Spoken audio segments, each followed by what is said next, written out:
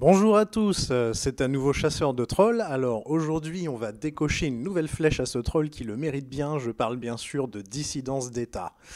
Bon, vous l'aurez compris, je ne vais pas reprendre toutes ces vidéos, hein. Je vous assure que je pourrais reprendre chacune de ces vidéos, mais le problème, c'est qu'à chaque fois que je vais préparer les miennes, je vais devoir l'écouter en boucle et c'est vraiment pénible. J'ai déjà hâte de passer un petit peu au troll haineux, par exemple, qui est aussi bête, mais qui est déjà moins soporifique. Donc là, je vais vivement critiquer une vidéo de lui qui s'intitule « À quoi pourrait bien servir Farida Belgoul à Alain Soral ?» J'ai choisi cette vidéo parce qu'il attaque Farida Belgoul, que je trouve aussi admirable que courageuse. Il faut la présenter pour ceux qui ne la connaissent pas. Mais d'abord le contexte. Nous étions au début de la présidence Mitterrand. Celui-ci s'étant fait élire par des promesses de gauche et a rapidement trahi ses engagements pour faire ce que l'on a appelé le tournant de la rigueur. Il a abandonné sa politique de relance et d'aide aux classes les plus défavorisées pour se plier aux exigences européennes et aux contraintes qu'imposait la libre concurrence dans un monde très ouvert. Toute ressemblance avec des personnages et des situations contemporaines serait purement fortuite. J'ai déjà parlé dans ma vidéo précédente de ces haines verticales qui pouvaient être détournées en haine horizontale. Et cela a été le cas grâce à la marche des beurs, qui est arrivée pile poil au bon moment en 83. À cette époque, il y avait beaucoup de faits divers relatant les tensions entre la communauté maghrébine et la police.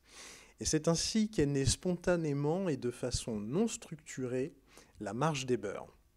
Elle est partie de Marseille et ça a grossi au fur et à mesure que la marche montait jusqu'à Paris.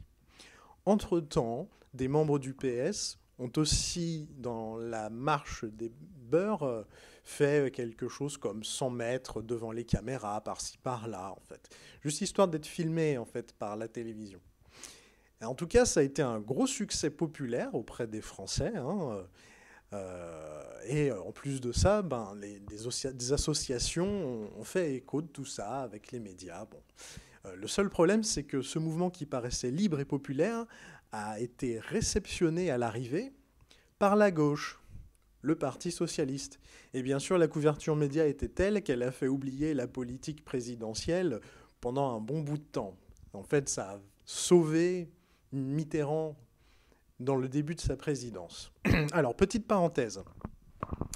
Quiconque est attentif aux manipulations politiques ne manquera pas de faire le lien avec le mariage gay, le grand débat de l'année 2013. Et pendant qu'on se le battait pour savoir en fait si deux hommes pouvaient donner le sein à un bébé, on a tué le CDI au Sénat. C'était le projet de loi pour la sécurisation de l'emploi. Il faut aller voir, vous tapez sur Internet « sécurisation de l'emploi 2013 », vous verrez. Je peux vous montrer le Mélenchon, qui est, comme à son habitude, très pédagogue sur le sujet. Il explique un aspect des modifications apportées au CDI. Un employeur d'une grosse entreprise peut venir voir ses ouvriers et leur dire « Écoutez, voilà, je vous fais un contrat pour 2 ans. Je vous baisse la paye, je vous augmente les heures de travail, mais je vous garantis que vous garderez votre boulot pendant 2 ans. Et après 2 ans, ah ben ça, je m'engage à rien. » Donc ça, c'est déjà produit en France. C'est l'affaire Conti. Les gens ont accepté la diminution de leur paye et l'augmentation de leur temps de travail. Et au bout d'1 an, tchouk, la boîte a fermé, elle a été vendue. Donc c'est ce que moi j'appelle les accords revolver sur la tempe. Mettez-vous à la place de l'ouvrière ou de l'ouvrier, du salarié. Qu'est-ce que vous voulez qu'il fasse? Il signe, il n'a pas le choix. Et au même moment, on pouvait voir le mariage de Vincent et Bruno en direct. Pardon, c'est trop d'émotions quand j'y pense, alors je préfère ne pas en parler. Fin de la parenthèse. Retour à la marche des beurs donc. Quelle était la position du PS ? Eh bien le PS et ses bataillons d'antiracistes, que je mettrais entre guillemets, expliquaient qu'il fallait chérir les différences, et parce que les différences, en fait, c'est beau, c'est beau. Farida, elle a expliqué qu'elle préférait plutôt mettre l'accent sur l'égalité et le rassemblement sur des idées communes. Falaise. Sa crainte au final, c'était que l'intégration triomphe face à l'assimilation. Et c'est malheureusement ce qu'il s'est passé. Il faut que j'insiste sur un point qui sera important dans ma critique de la vidéo de Dissidence d'État, hein. C'est que les leaders de la farce des beurs de 1983 se sont laissés récupérer sans trop de résistance par le Parti socialiste. Et à ce moment-là, Farida a pu constater à quel point la récupération politique d'un élan populaire pouvait amener à la trahison de l'intention de départ. Ils ont commencé à marcher avec l'idée de lutter pacifiquement contre le racisme pour être acceptés en tant que Français. Et arrivé au bout de la farce des beurs, ils décident de faire un bloc communautaire, de monter des associations, ce qui permet de se faire accepter à grands coups de procédures judiciaires. Alors je ne sais pas ce que vous pensez de l'utilité des associations communautaires. Moi, j'ai l'impression de voir des organismes vivants, complètement parasites. Déjà, ces assos sucent un petit peu le sang de tous les Français, puisqu'elles sont subventionnées par l'État. Mais en plus, elles n'ont jamais rien apporté aux gens qu'elles sont censées défendre. Elles attaquent des gens qui ont parlé en dehors des clous, à coups de procès, et après, cling cling, on passe à la caisse enregistreuse. Parfois, les associations attaquent même en meute. Et c'est pour ça qu'on a vu un Besancenot, pauvre Besancenot. Il a pleuré à la télévision quand il a été traité d'antisémite par Kuckerman, le fameux, qui déjà à l'époque sévissait. Et c'est parce qu'il savait qu'il pouvait se manger 3 procès, genre un de la LICRA, un du CRIF, et aller un dernier de l'UEJF. Comme ça, vraiment, il est mort le mec. Enfin, lui peut-être il a l'air insolide, mais le commun des mortels se prend 3 associations sur la gueule, il est fini. Hein. Il demande des trucs comme 30 000 € chacun. Donc c'est un petit peu la dictature. Bon, on en reparlera peut-être une autre fois. Donc Farida, à l'époque, a choisi de se démarquer de tout cela lorsqu'elle a participé à un meeting du MRAP. M-R-A-P. Le MRAP, c'était le mouvement contre le racisme et pour l'amitié entre les peuples. Elle avait opposé au slogan « Vivons ensemble avec nos différences » son slogan à elle, qui était beaucoup plus fin et qui en même temps dénonce le piège du slogan du MRAP. Elle a dit « Vivons ensemble avec nos ressemblances, quelles que soient nos différences ». Et alors là, j'aimerais que notre gauche et notre extrême gauche, celle qui est la plus conne en fait du spectre politique, en prennent un petit peu de la graine. Entre vivons ensemble avec nos différences et vivons ensemble avec nos ressemblances, quelles que soient nos différences, je pense qu'on explique tout de l'arnaque antiraciste de 83 en fait. Hein ? Vivre avec les différences, c'est s'opposer au final, c'est faire la guerre. Les gens préfèrent naturellement se regrouper avec des gens qui leur ressemblent. Quand on impose sa différence, ça ne peut pas marcher. Et ça, Farida, elle l'a très bien compris très tôt. Y a des gens comme moi, hein. Mais bon, 83, je venais de naître. C'est pas ma faute, mais bon, j'ai quand même gobé, j'ai mangé la soupe antiraciste à un bon moment avant de comprendre cette idée-là. Bref. Un an après la marche des beurs, elle lance avec des amis le mouvement Convergence 84, mais avec des slogans sur sa ligne à elle. Donc le principe, c'était 5 trajets cette fois, au lieu d'un seul, qui partent des coins de la France pour converger sur Paris. Bon, et petit détail, elle ne le faisait pas en marchant, elle avait décidé de faire ça à mobilette. Et là, elle va vraiment vivre la marche, contrairement à 83, où en fait, elle n'était pas en train de marcher avec les autres. Elle faisait parler d'elle parce qu'elle avait fait des films et qui étaient un petit peu sur la ligne antiraciste et elle les présentait dans toute la France. Mais bon, donc elle a eu son mot à dire à la fin de la marche des beurs, mais elle n'a pas participé à la marche des beurs. Donc, où j'en étais ? Voilà, donc elle va vivre Convergence 84, elle va vraiment faire le parcours. Elle va s'occuper du parcours Marseille-Paris. Hein. Et elle va se rendre compte par la même occasion que chaque étape était infiltrée par le PS par le biais des antiracistes.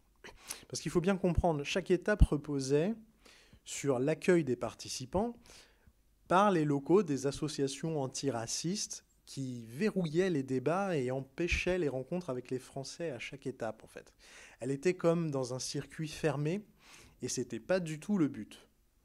Et comme elle ne voulait pas que la mascarade de 83 recommence avec elle, elle s'est opposée de plus en plus aux antiracistes.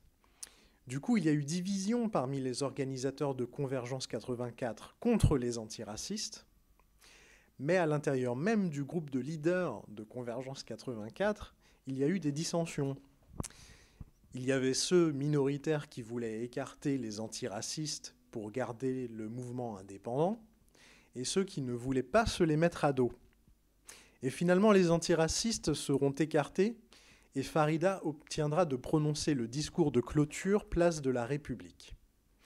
Ce discours s'appelait « Lettre ouverte aux gens convaincus », et il critiquait sans concession les antiracistes du PS. Au même moment, parmi les 80 000 personnes rassemblées sur la place de la République, le PS, via des associations étudiantes, a fait distribuer en masse des badges « Touche pas à mon pote » pour rafler la mise. Et qu'est-ce qui s'est passé? En fait, c'est que aux infos, les médias n'ont parlé que de « touche pas à mon pote ». Voilà, c'était beaucoup plus visuel. La petite main jaune « touche pas à mon pote », vous vous en souvenez tous, sinon vous pouvez toujours aller voir sur Internet.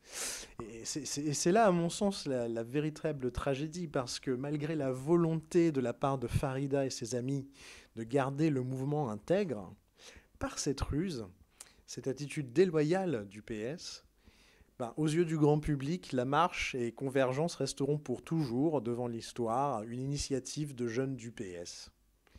Et finalement, cette histoire pourrait s'intituler « Comment voler la bonne image des autres quand on est une bande de salauds ?» Et donc j'ai passé un peu de temps sur l'histoire de Farida pour montrer qu'elle a toujours été une authentique militante, jamais rattachée à un parti et que même elle déteste les partis. Et déjà toute jeune, elle a détecté des manipulations politiques. Et maintenant, on va venir aux paroles dégueulasses de dissidence d'État envers cette femme. Vous allez voir. Alors il commence par un « Attention, Farida Belgoul, elle bosse pour égalité et réconciliation, donc elle bosse pour le FN. » Non mais d'où il sort, lui? D'où il sort? En 3 mots, il pond déjà un énorme mensonge. Juste avec les mots « elle bosse pour ». Alors je viens d'expliquer que dans son parcours, elle s'est montrée incorruptible quand même. Comme quoi ça existe. Où a-t-elle déjà trahi, monsieur dissidence d'État? Où? Pourtant, t'es allé te renseigner sur elle, alors comment t'en es arrivé à cette conclusion? Farida Belgoul, tout ce qu'elle obtient d'égalité et réconciliation, c'est une tribune, des salles pour s'exprimer. Et elle ne passe pas que par eux en plus. Elle n'est pas en train de se faire des sous, là. On est face à un authentique combat pour des valeurs traditionnelles. Elle a d'ailleurs expliqué sa démarche. Elle refuse les aides pécuniaires pour qu'on ne puisse pas dire qu'elle est récupérée. Et cette position s'explique clairement par son parcours que j'ai expliqué. Elle refuse également de s'exprimer dans les médias mainstream. Pourquoi ? Parce qu'elle estime qu'il faut leur retourner leur mépris et que leur accorder la moindre interview leur rendrait en partie de la légitimité et qu'ils ne méritent plus depuis longtemps. De toute façon, les médias télé, les journaux, tout ça, ils ne feraient que déformer l'entretien. On connaît leur méthode. C'est du « je te laisse parler pendant 1 heure » et après je diffuse au final un bout de phrase pour en changer le sens, quoi. Voilà, ce sont de gros malhonnêtes. Bon alors je voudrais en venir au titre de ma vidéo. Pourquoi j'ai parlé de racisme ordinaire? C'est parce que tu racontes en gros, monsieur dissidence d'État, dans ta vidéo, que Soral s'est payé une beurette cultivée. Mais qu'est-ce qui te permet concrètement d'en venir à cette conclusion? Je veux dire, peu importe d'où tu viens, ça ne change rien, mec. Je sais pas qui t'es, quelles sont tes origines ou quoi, mais si malgré les preuves d'intégrité que Farida Belgoul a données au cours de sa vie, t'en arrives à penser qu'elle est une manipulée, je ne peux qu'en arriver à la conclusion que t'es un raciste pour de vrai, mec. Sinon, explique-moi, Qui il faut être pour ne pas être manipulé? Ben, faisons le bilan de tes vidéos un peu. Et d'ailleurs, j'encourage les gens à aller vérifier ce que je dis. Rien qu'en parcourant les titres de tes vidéos, on comprend où tu veux en venir. Dieudonné, manipulé. Salim Laibi, manipulé. Farida Belgoul, manipulé. Kémy Séba, manipulé. Mais Marion Sigo, rien sur elle. Jacob Cohen, rien sur lui. Gilad Atzmon, tout va bien. Pierre Hillard, lui, non, il n'est pas manipulé non plus. Et bien sûr, Soral, chef d'orchestre, et Marine Le Pen à la tête de Égalité-Réconciliation de manière occulte. Hein, toujours cachée, parce qu'en en fait, la dissidence, elle travaille pour le FN. Le FN. Enfin bref, on a bien compris comment tu analyses la dissidence. Tu analyses la dissidence comme ça. Ceux qui ont une bouille blanche, tu ne te poses jamais la question de savoir s'ils sont manipulés. Les autres doivent tous se justifier et tu n'en as oublié aucun. Aller vérifier les gens, c'est dingue. Hein. Même Kémy Séba, j'ai vu sa tête une fois en 1 an à Bruxelles. Tu trouves le moyen de lui tirer une cartouche. Tu trouves quand même le moyen de lui tirer une cartouche. Il est là ton problème. C'est que tu es raciste. Farida Belgoul peut avoir le CV qu'elle veut, dans ta tête, elle se fera toujours manipuler parce que quelque part, elle n'a pas la chance d'être blanche, quoi.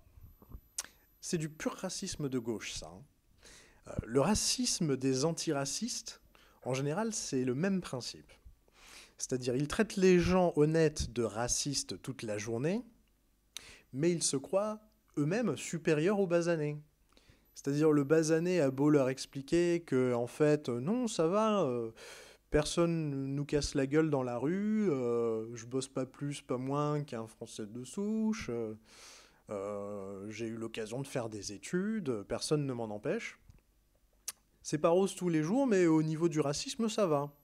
Ben lui, il arrive, il dit non, non, non, non, non, je suis un petit blanc gaucho, je t'explique. Si, il y a du racisme. Reviens sous mon aile, protectrice. Tu vois bien que tu as besoin de ma tutelle pour t'en sortir. C'est ouf parce que tu le dis bien que Farida a également écrit un roman qui a reçu le prix Hermès, qu'elle a été cinéaste, elle a fait 2 films, elle est également prof. Et tu penses qu'elle a besoin d'être sauvée par toi, dissidence d'État? Le roi de l'analyse fine.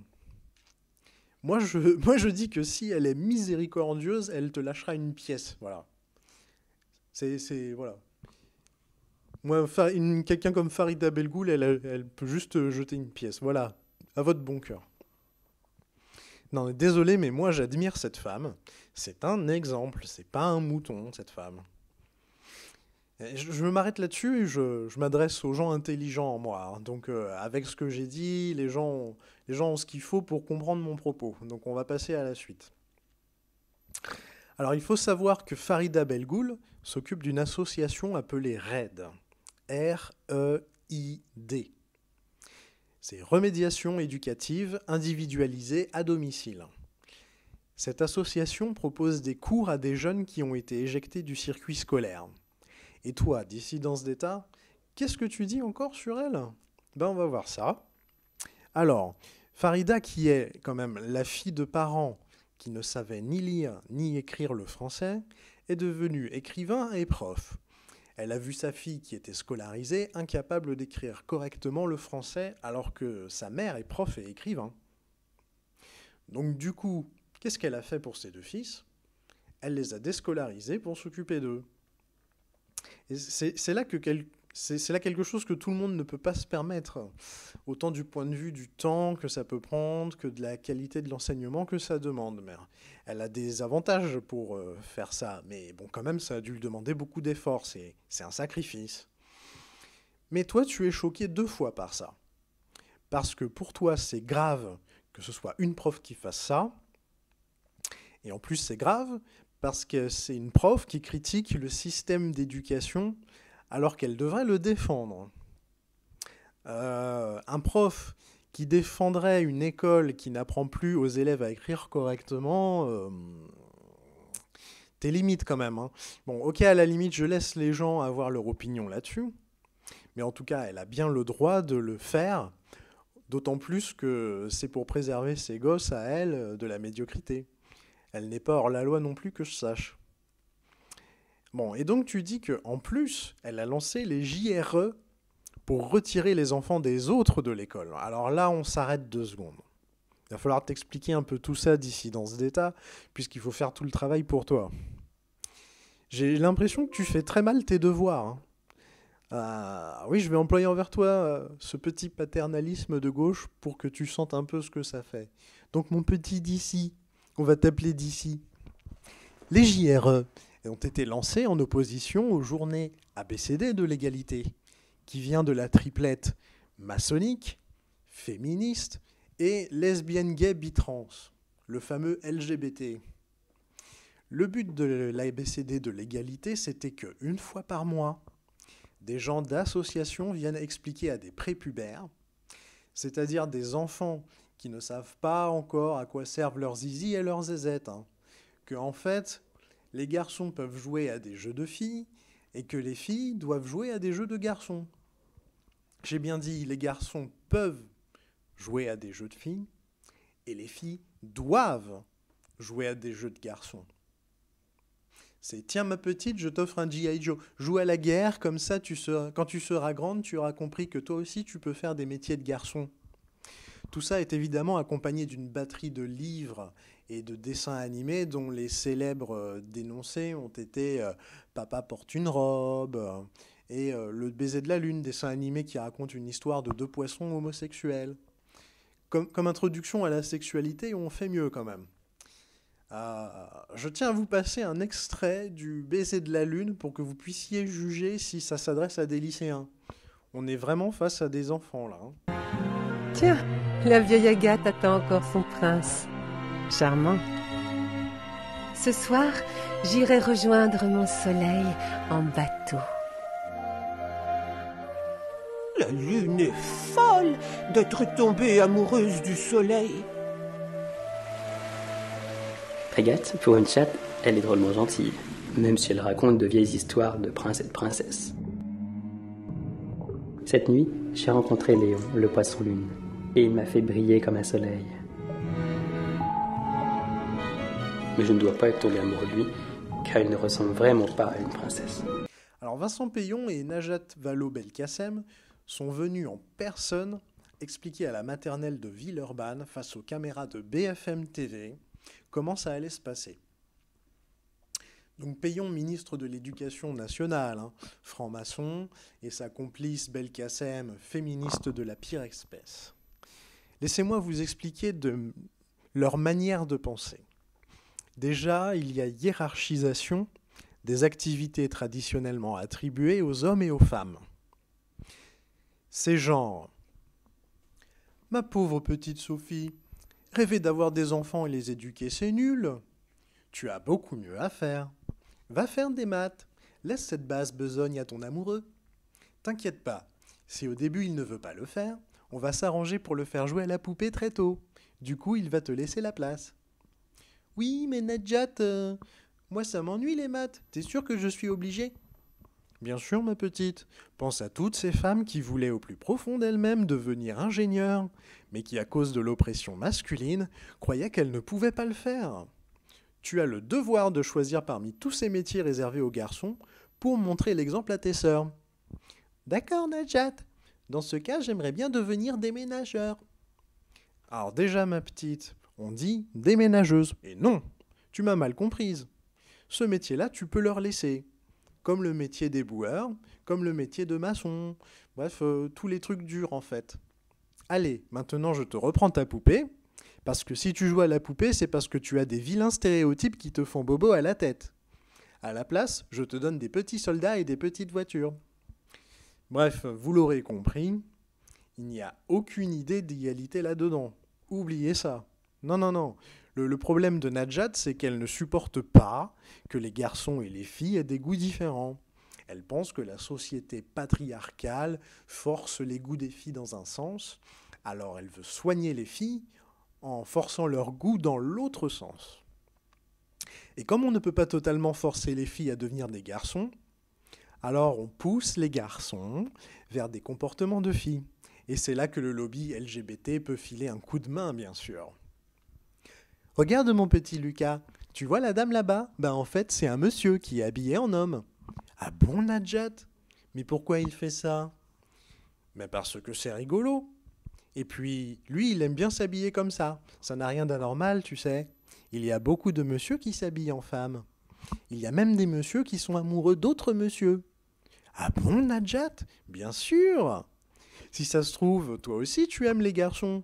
Il ne faut pas te sentir obligé forcément d'aimer les filles. Si des gens veulent t'obliger à aimer les filles, c'est parce qu'ils sont homophobes. Oh, c'est quoi homophobe? Un homophobe, il aime bien se moquer des garçons qui portent des robes. Tu trouves ça gentil, toi? Ah non, Nadjat, tu as raison, c'est vraiment pas gentil. Et tu sais, mon petit Lucas, je vais te donner une poupée, et il faut que tu joues avec, pour voir si tu aimes bien ça. Je te reprends tes petites voitures. Comme ça, tu vas t'habituer à ne pas être homophobe. Merci, Nadjat, t'es gentil. Et voilà, je me suis un petit peu amusé, mais au moins ça a le mérite de faire comprendre ce qu'il se passe dans la tête de Payon et Belkacem. Et à propos de Belkacem et de son féminisme, j'ai un petit jeu pour vous, les amis. Vous allez voir des vidéos de Belkacem, et vous remarquerez qu'elle ne dira jamais les garçons et les filles, les hommes et les femmes. Une féministe comme elle inversera toujours l'ordre de ces mots-là. C'est un véritable signe de reconnaissance, comme pour une société secrète presque. Allez voir, c'est marrant. Elle dit tout le temps les filles et les garçons, les femmes et les hommes. C'est pour dire la perversité de la nana, quoi. Elle veut absolument tout inverser dans les moindres détails. Et avec l'ABCD de l'égalité, elle veut toucher les plus petits, car c'est là que tout se joue. Laissez les petits de maternelle à ces gens-là, et en une génération, la société sera complètement transformée. Et peu importe pour Nadjat que ces gosses aient par la suite des troubles de l'identité sexuelle et qu'ils soient malheureux tant qu'elle voit les filles battre les hommes en masse sur leur propre terrain, il n'y a pas de problème. Elle est en guerre, Nadjat. Donc face à cela, qu'est-ce qu'elle propose, Farida Belgoul? Sachant que légalement, chaque parent a le droit, une fois par mois, de retirer ses enfants de l'école, elle a proposé d'user de ce droit le jour de l'arrivée des membres d'associations LGBT. C'est tout. Elle n'a pas dit « attention, n'allez plus à l'école ». Elle est claire pourtant. C'est du boycott. Et alors, j'adore la suite de ton raisonnement, dissidence d'État. C'est tu nous racontes... Imaginez un jeune issu de l'immigration, de la banlieue, qui écoute Farida Belgoul. Ça l'encourage à ne plus aller à l'école. Non mais pourquoi systématiquement tu prends les gens pour des crétins?